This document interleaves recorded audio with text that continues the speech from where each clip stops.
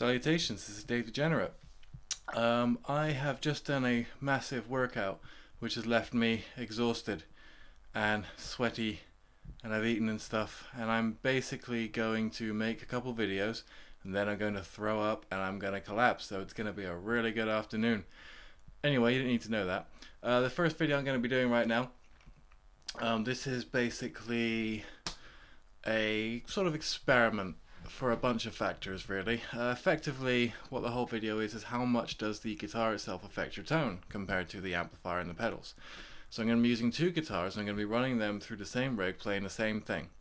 Now I'm only going to be having one guitar track for each playthrough. I'm not going to do any layering here, so it's going to sound weak, but it's going to sound like what you wanted to hear. Anyway, I don't know what I'm on about. I'm going to be using my two ML1s. One has a mahogany body with a Seymour Duncan passive dimebucker in it. The other one has an Ashwood body with an EMG81 active in it. So effectively what we're determining is how much does the wood make a difference, how much does the type of pickup make a difference, and whether or not actives or passive make a difference. I'll talk at the end about what I prefer. I'll talk at the end about how much of a difference those guitars made in total. And yeah, we'll do it. So that'll be that. Incidentally, quick question. That is a Spinal Tap album. And that is a Metallica album. What kind of world do we live in? Don't know. Let's do this.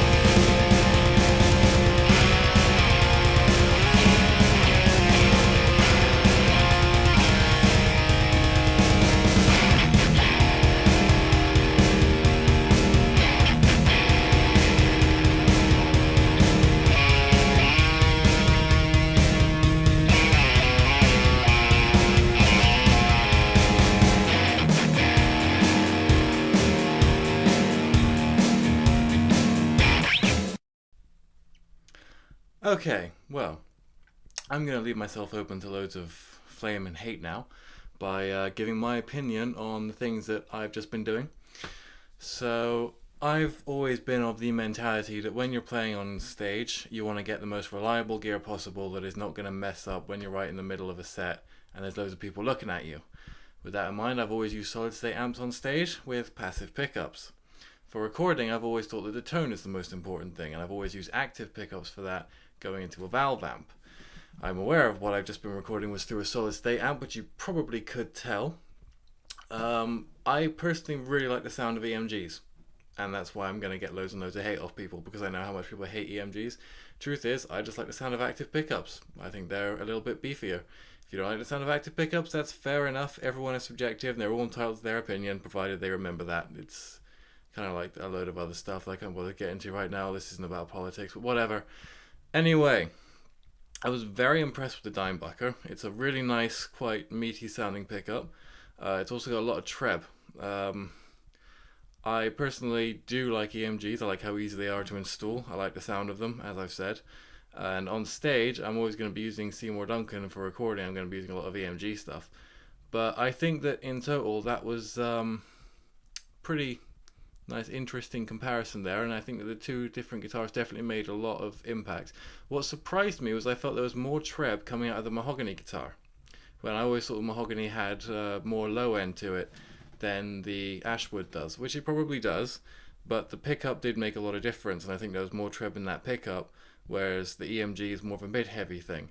But I think that balances out with the Ashwood thing quite well. I think it's a nice little balance between Ash and EMGs. I'd say if you're using a mahogany body guitar, a Dimebucker is a good choice with that, whereas an EMG is a good choice for an Ash guitar because it gives you a more balanced tone, and you don't want to have too much of anything really. You want to be as mid-heavy as possible. So in total, that's all my blathering. My arm is going dead because I'm holding this camera in a really uncomfortable way, and I'm going to cut this video short and go film something else now, probably a run through of one of the new tracks or something. So yeah, enjoy that. See you guys later.